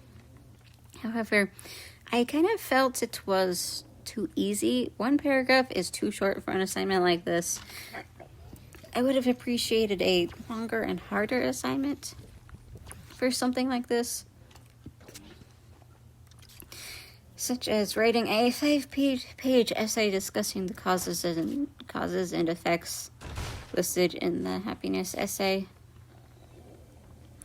and illustrating how the author is correct. So yes, my dear, my main gripe this assignment is that it was too easy. Now, the next assignment we had was to write our own cause and effect essay, and not just discuss someone else's. Now, he split up this into 2 parts, the draft and the final draft. So here is my draft for this assignment. The unexpected effect of dystopian literature and the youth. The year 2008 saw the rise of dystopian literature, and with that rise, it has had an unexpected impact on today's youth. Generally, one could argue that the dark themes within the genre would harm those who read it. However, dystopian literature has a positive effect on modern youth. But why is dystopian literature having such a positive impact on young readers? That is a simple question to answer. Now, as we know, from birth to about 25, our brains are still developing. At the same time, our executive functioning is developing, mostly during the teenage years and early adulthood. According to NPR, dystopian literature helps with developing this vital part of the brain. The reason is that it's often in this genre that topics such as justice, fairness, loyalty, and morality are explored. These topics help shape today's youth into people with a strong moral compass. Additionally, these topics can help the youth build confidence. These qualities will assist the youth later in life when communicating with others. Further, Lawrence Steinberg states that teenagers are going through a stage in development when they are trying on different identities, flexing a muscle that they now have that wasn't very strong before. Dystopian literature actually provides a safety net for kids to explore their identities. In the realm of fiction, the youth can flirt with certain kinds of questions without having to do anything that could get them into trouble in real life. That benefits one's physical and mental health positively. Speaking of mental health, dystopian literature can have an even more surprising effect on it. For example, Psychology Today states that dystopian literature can lower anxiety. It also states that reading such literature can even help you practice regulating emotions, as it moves perceived threats from real life to fiction. Therefore, it makes it easier to handle actual threats when they appear. That's not the only positive impact dystopian literature can provide. Take, for example, what Junior Risa Martin, who was quoted in the Pepperdine Graphic article. If we go down that path, readers discuss dystopian fiction. Says, it could also affect people positively, like teaching them how to not go down a bad path. Additionally, according to that same article, Martin likes to view dystopian sci-fi in a positive light because she said it makes her think deeply about the changes she can make and new possibilities. So we can see that dystopian fiction can help prepare you for making good choices in life. Not only that, it assists one in becoming a better person, as it did for Martin. In conclusion, dystopian fiction has a positive impact on today's youth.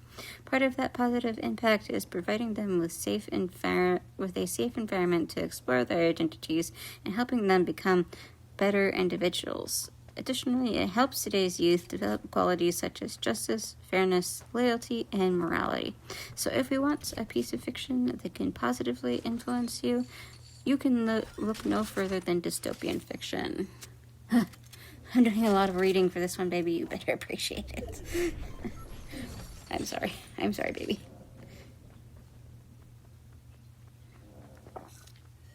This one just has a lot of reading, and my voice is getting tired out.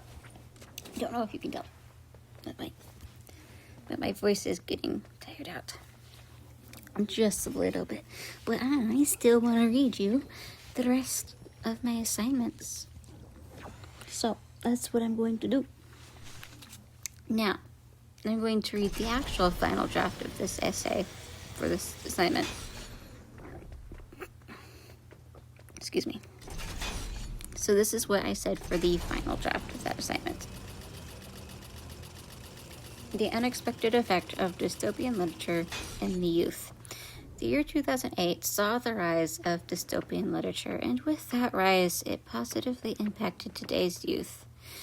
This is something that, when told, people find surprising. Yet for me, and many others as well, this genre helped me positively and grow in ways we never would have expected.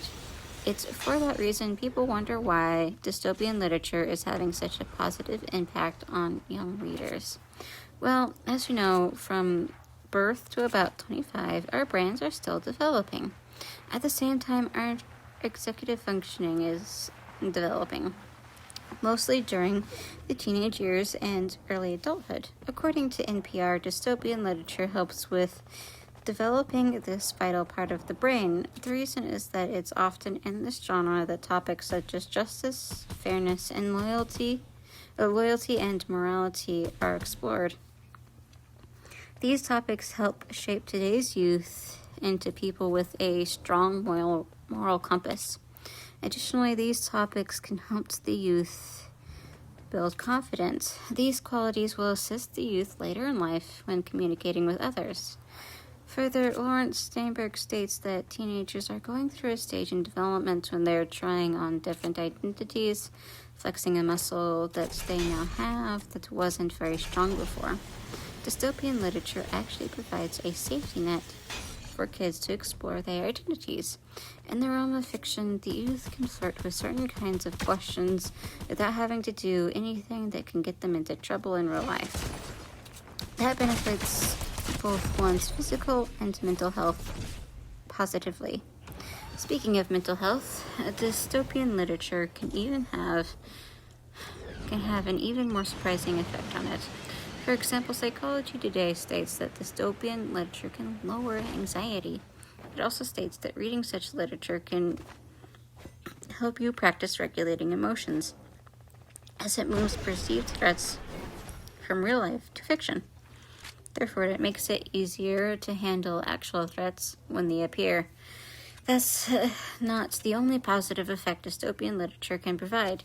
Take, for example, what Junior Risa Martin, who is quoted in the Pepperdine Graphic article, "If we go down that path, readers discuss dystopian fiction," says. It could also affect people positively, like teaching them how to not go down a bad path. Additionally, according to the same article, Martin likes to view dystopian sci-fi in a positive light because she said it makes her think deeply about the changes she can make and new possibilities. So we can see that dystopian fiction can help prepare you for making good choices in life. Not only that, it helps one become a better person, as it did for Martin. In conclusion, dystopian fiction has a positive impact on today's youth. It's why the youth can express themselves against potential oppressive futures, a future that's a million times better than what dystopian fiction portrays, a world where true justice, fairness, loyalty, and morality can prevail, a world where everyone can truly be themselves. The first step we take in order to get to that place is by reading dystopian novels. So I may have went a little overboard with that concluding paragraph, but I think it gets the point across, don't you say? And I also cited a bunch of stuff for this assignment, and again, I will share the links to the articles I cited in case you haven't want to read them, my dear. Now, this essay was in fact fun to write. However, I really wish we didn't have to post the draft to this final draft. And the draft portion of this essay was in fact irritating because I went at a faster pace than half the students, and the professor wanted the other students to proofread each other's drafts, which I kind of hated because I don't like relying on other people to do that. But I can just do the same thing myself much faster because I have been writing college level essays since high school, so that was irritating. But it was an interesting essay to write. At least I liked the subject matter and was relieved once I could finally submit the final draft. when the other students finally let me know what I needed to edit. Anyways, the next assignment is the assignment for the final draft, which is to agree or disagree with Mark Twain's thesis statement in his essay, The Damned Human Race. Now, for this assignment, it was a bit easier since I just had to choose whether or not I agreed or disagreed with Mark Twain's thesis statement, which is he claims that we are the lowest animal because of our ability to be mean, kind, and cruel. Now, I just want to warn you, I did argue against this. But, hear me out. You'll see why when I read you the essay, okay, darling? Don't freak out. I assure you everything's fine. Let me just explain why I disagreed with that in specific. So, first, let me take a drink of water.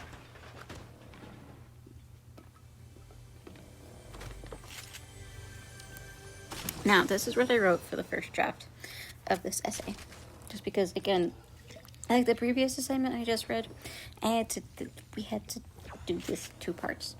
I don't know why I had to post first draft and final draft. I don't know why. It seems tedious to me, but oh well. Let's go. Week 10 argumentative essay draft. We are damned, not low. Mark Twain, in his essay, The Damned Human Race, claims that we are the lowest animal due to our intentional ability to be mean, unkind, and cruel. Arguably, this isn't the case. Scientifically, we are classified as animals. However, at the same time, we are fundamentally a unique and separate creation. That's because humans have the ability to be generous in times of disaster, save endangered animal species, and create beautiful art that can save lives or inspire our very soul.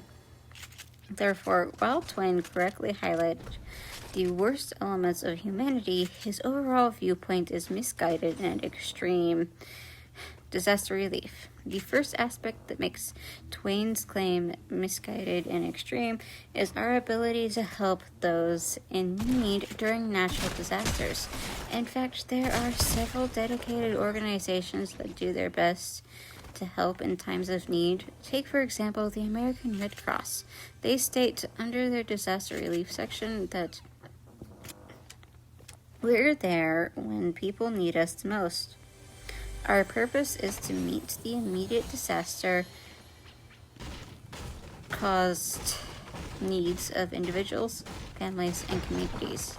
Additionally, according to their website, they respond to an average of about 65,000 disasters every year. They are able to do this because 95% of their workforce is made up of volunteers. The fact we can help others during natural disasters shows how we are not unkind and cruel as Mark Twain suggested. Rather, we can be incredibly kind and compassionate in these situations. Additionally, even government agencies are kind towards those affected by natural disasters.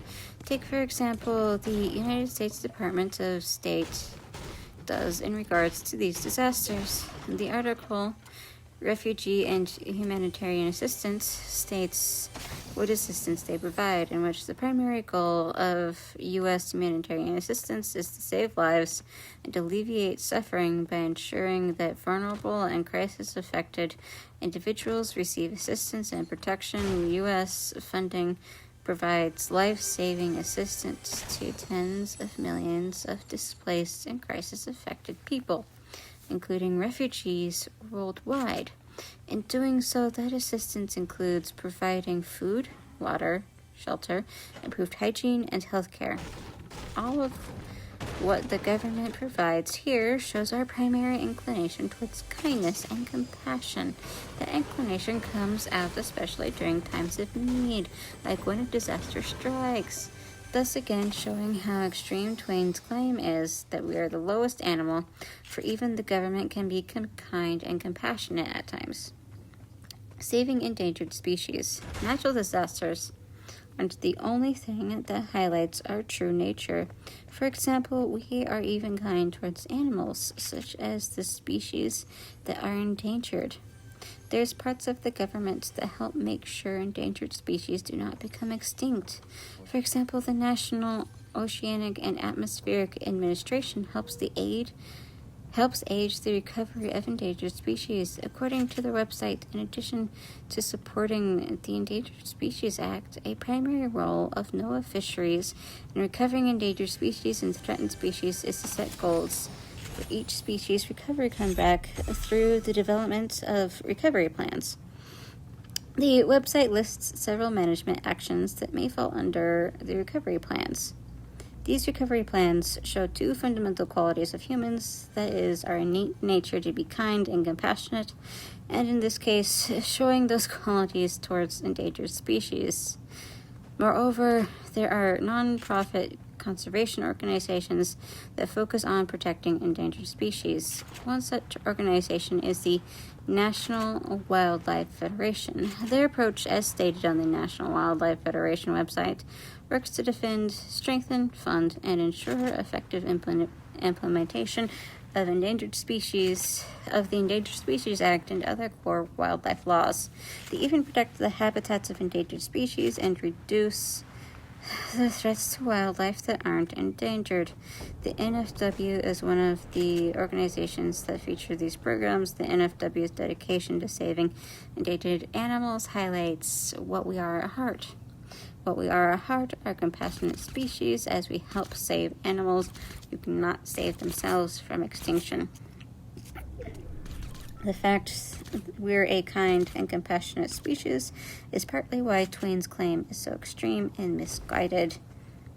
However, what's even more powerful than our care for animals and ability to help others during natural disasters is our ability to create art. Various mediums of art, such as paintings and music, can help inspire and heal. How so? Well, take, for example, music therapy. The goal of that therapy is to use music to accomplish goals that help heal the mind. According to Cleveland Clinic, part of music therapy is listening to music, in which, with directed listening, your therapist makes music or plays a recording, and you listen to it. You then talk about the music and use it to help process your emotions or experiences. Therapists may also play music to relax you, using the rhythm to guide you in breathing or stretching. That method within music therapy can manage a variety of issues such as autism spectrum disorder and anxiety disorders. As we see, even if we simply listen to music, it provides a healing outlet. This outlet potentially saves lives, as anxiety disorders without an outlet can make life almost unbearable. Not only that, but music helping you process your emotions makes you feel connected to others and not alone, thereby making life worth living again. The healing power of music shows that we are not cruel, unkind, and mean, as Twain suggests. Art doesn't have the power to heal. Art doesn't just have the power to heal either. It also inspires creativity and even inspires people. Studies have been done that highlights that effect art has on people. In fact, Dunway and Nara Young, in the article The Inspirational Power of Arts on Creativity, find that appreciating art includes inspiration, which in turn facilitates performance on creative tasks. Our results show that simply displaying art in the work environment could enhance employees' creative capabilities, thereby driving innovation. As illustrated by their study, art has the powerful ability to inspire and promote creativity, even when you're simply admiring it. The fact we can motivate others through art highlights our generosity, as art takes hours or even months to complete. Yet, we generously give of our time to create a piece that will inspire others. Again, this shows just how extreme Mark Twain's viewpoint is, as a good majority of humans are generous, just like artists. In conclusion, we can see that Mark Twain's overall statement is misguided and extreme, focusing only on the worst elements of society, as we can create beautiful art that inspires creativity and innovation, music that helps heal the mind, save endangered species, and help others in times of natural disasters. The fact we are able to do any of this makes us a unique species and one that lends itself more towards kindness, generosity, and healing. We as a human species invented ways to help each other heal from the worst elements of society, as indicated from music therapy. Clearly, we did not have to focus on the worst elements of society as Mark Twain did in his essay. In no way does our cruelty make us the lowest animal either. Now, that was just the first draft of this essay. I shall now read to you, my dear, what I wrote for the final draft of this essay after we take a water break.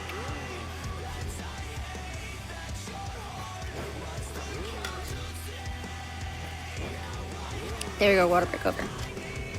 Okay. We are damned, not low. Mark Twain, in his essay, The Damned Human Race, claims that we're the lowest animal due to our intentional ability to be mean, unkind, and cruel. Arguably, this is not the case. Scientifically, we're classified as animals. However, at the same time, we are fundamentally a unique and separate creation. That's because humans have the ability to be generous in times of disaster, save endangered species, and create beautiful art that can save lives or inspire the very soul. Therefore, while Twain correctly highlighted the worst elements of humanity, his overall viewpoint is misguided and extreme. The first aspect that makes Twain's claim misguided and extreme is our ability to help those in need during natural disasters. In fact, there are several dedicated organizations that do their best to help in times of need. An organization that dedicates themselves to help those in need during natural disasters is the American Red Cross. They state under their disaster relief section that we're there when people need us the most. Our purpose is to meet the immediate disaster-caused needs of individuals, families, and communities. Additionally, according to their website, they respond to an average of about 65,000 disasters every year. They are able to do this because 95% of their workforce is made up of volunteers. The fact we can help others during natural disasters shows how we are not unkind and cruel, as Mark Twain suggested. Rather, we can be incredibly kind and compassionate in these situations. The American Red Cross isn't the only agency that is compassionate towards those affected by natural disasters. Even government agencies are kind towards those affected by natural disasters. Take, for example, the United States Department of State. The article Refugee and Humanitarian Assistance states what assistance they provide, in which the primary goal of U.S. humanitarian assistance is to save lives and alleviate suffering by ensuring that vulnerable and crisis-affected individuals receive assistance and protection. U.S. funding provides life-saving assistance to tens of millions of displaced and crisis-affected people, including refugees worldwide. The assistance DOS provides include providing food, water, shelter, and improved hygiene and healthcare. As highlighted above, all of what the government provides here shows our primary inclination towards kindness and compassion. That inclination comes out especially during times of need, such as when a disaster strikes. Thus, further showing how extreme Twain's claim is that we are the lowest animal, for even the government can be kind and compassionate at times. Natural disasters aren't the only situation that highlights our true nature. For example, we are even kind towards animals, especially towards species that are endangered.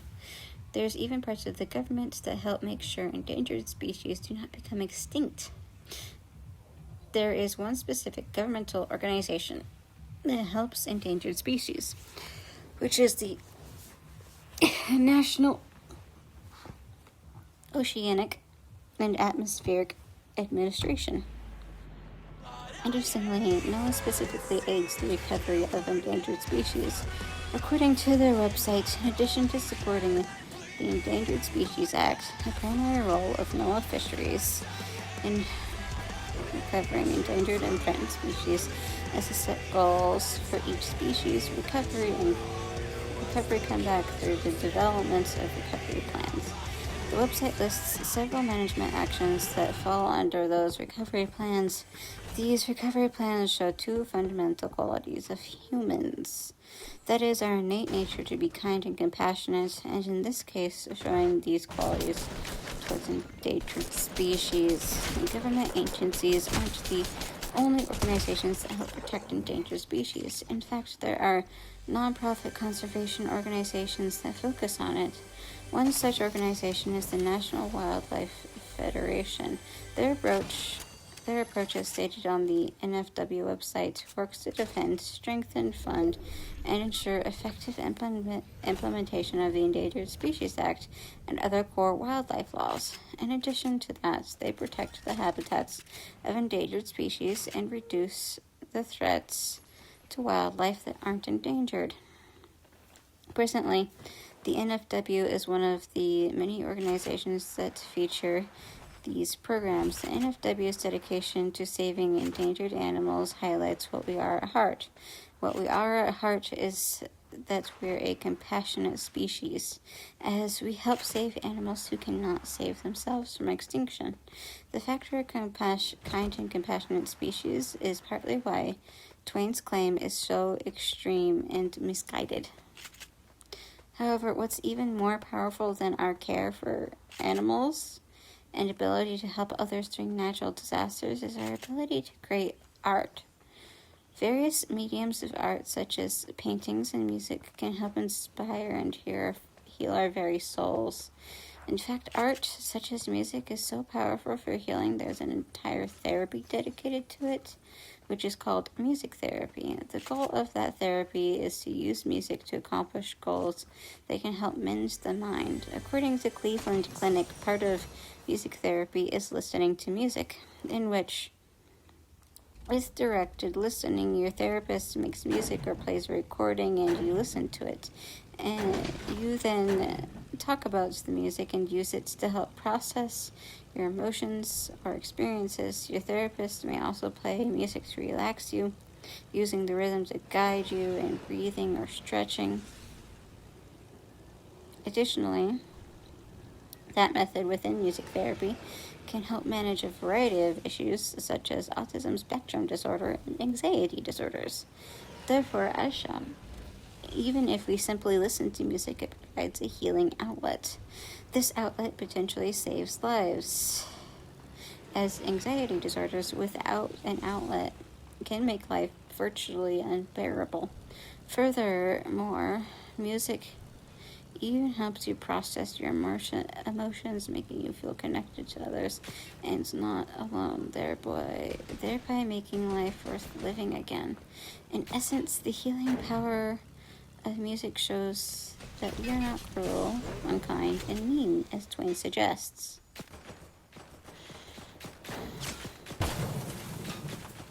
Art doesn't just have the power to heal either, it also inspires creativity and even inspires people to work harder.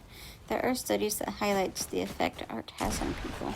In fact, Dunway Ann and Nara Young, in the article The Inspirational Power of Arts on Creativity, finds that appreciating art includes inspiration, which in turn facilitates performance on creative tasks. Our results show that simply displaying art in the work environment could enhance employees' creative capabilities, thereby driving innovation. As illustrated by their study, art contains the powerful effect to inspire and promote creativity, even when you're simply admiring it.